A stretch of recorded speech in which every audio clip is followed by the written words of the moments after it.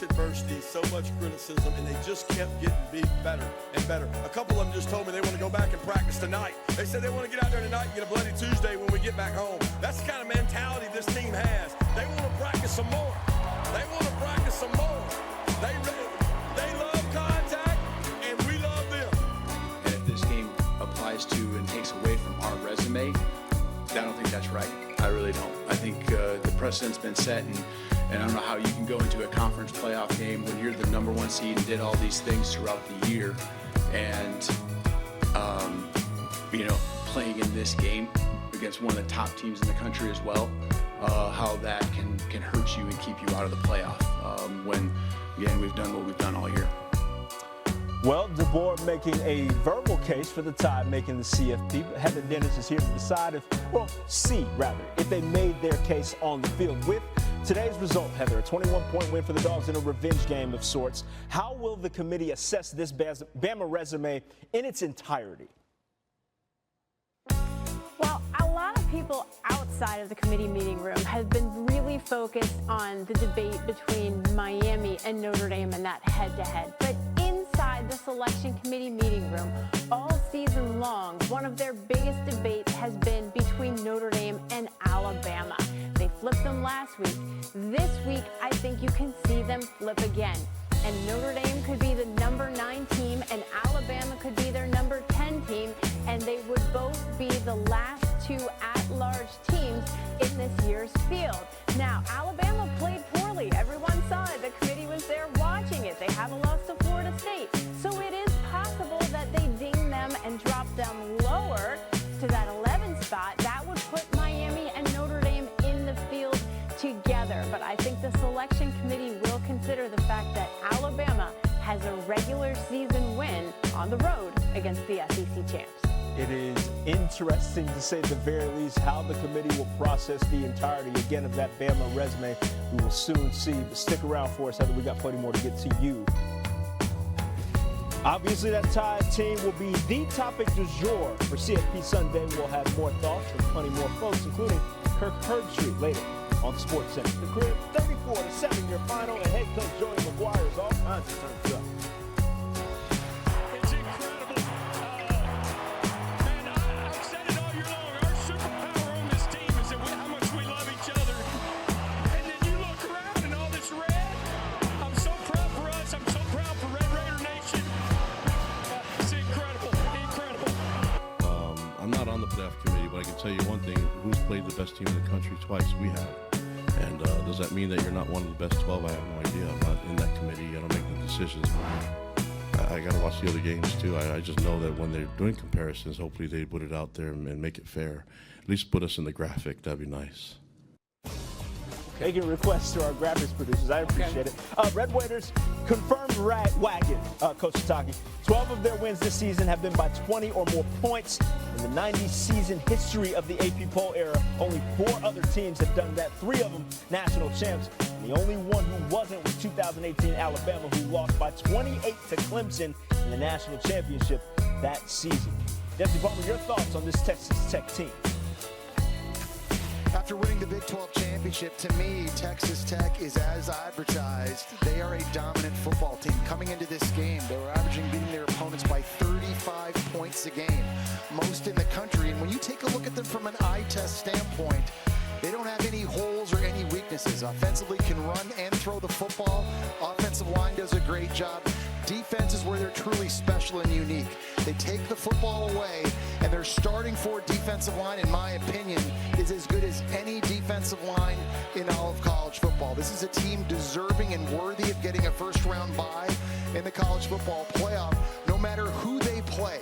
Because of the talent on both sides of the football, Texas Tech is going to be a problem. Georgia's defense. How about them Dogs suffocating Alabama's offense to -3 yards rushing, including 3 sacks and a pick on Ty Simpson. The Crimson Tide were held under 17 points for the first time all season. Georgia expects a first-round bye, but with the loss, will Alabama be in or out? There's going to have to be a discussion with what happened to BYU today? Where will BYU go? And then it's Alabama, Notre Dame, and Miami. And I think Miami will end up having the edge. So now you're down to Alabama and Notre Dame. That's how I look at it. And it just depends on what the subjective analysis will be with the committee based on watching this game. I don't believe that teams that played in championship games should be punished regardless of the outcome compared to teams that did not play on championship Friday or Saturday. I believe Alabama should be in. On Tuesday, the committee had them ranked in front of Notre Dame, in front of Miami. And I don't believe by losing in the championship game when Notre Dame and Miami were sitting at home that they should be punished and moved behind those teams. When the committee moved Alabama ahead of Notre Dame, I think they gave themselves just a little bit of wiggle room. However, they didn't think Alabama was going to lose by 21 points to Georgia. Because of that, I think Alabama's going to drop down. I think they're going to be out. I think Miami gets in. I think Notre Dame gets in. I think Alabama goes out based on how they played on Championship Sunday. They could have lost. You just can't lose by 21 points. At the beginning of the weekend, I did believe teams who play in their conference championship games should not be penalized. But after watching the actual game itself, Alabama really didn't help themselves. And you look at the situation because now they're going to be compared to Miami. They're going to be compared to Notre Dame. And it's not just the Alabama team that now had 2 losses before this game. Now they have 3. So my assumption is that the playoff committee is going to take that into consideration. And ultimately, Hunter Yurachek said this last week, they are going to re-rank the top 25 teams in that order. Does that help Notre Dame and Miami? We'll find out. But ultimately, this loss in the SEC Championship may keep the Crimson Tide out of the college football playoff.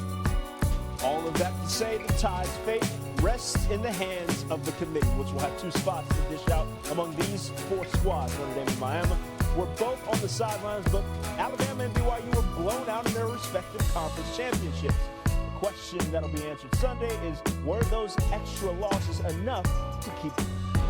CFP meeting in Grapevine, Texas to decide the final 12 who make the playoffs. See, they're just like us. They're just watching games all day, Saturdays at the group. I wonder what the catering's like. Pigs in a blanket? Maybe something a little better. I don't know. Anywho, this time tomorrow, we're going to know our CFP 12. We're back now with Heather Dinich. Heather, okay, the night is over, so when it's all said and done, how do you see the CFP bracket shaking out? Well, the selection committee has had a big debate between Alabama and Notre Dame all season. And with Alabama's loss, I think that they can flip them again, and that would make Notre Dame and Alabama the last 2 at-large teams in at number 9 and number 10. But that's not the only shakeup.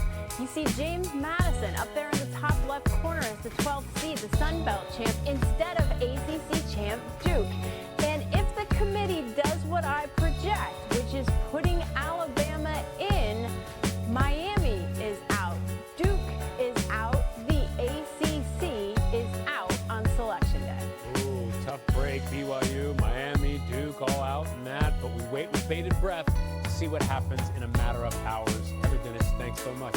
It's on, young man. This SEC Championship postgame report is presented by Belfort Property Restoration. Back out to Atlanta, welcoming the two-time Super Bowl champ Ryan McFadden and 2-time national champ Damian Harris. And Damian, look, I got to start with you first here because as a former running back and a national champ, the running backs and this running game, -3 rushing yards. That's embarrassing. What can you say about what Georgia's defense did against Alabama to really dictate the tempo and dictate this game from start to finish? Well, Hakeem, you said it best. It was embarrassing. There was never a rhythm for the run game. All the pressure was on Ty Simpson's shoulders. The offensive line, the running backs collectively, they didn't do a great job of protecting against the blitz. Georgia sent a lot of secondary blitzes. They loved to send the star and the strong safety because they knew they weren't going to be able to get home with the front 4. So guess what? They pressured Ty Simpson just like Oklahoma did, just like LSU did, and they got the same result. Alabama was off schedule.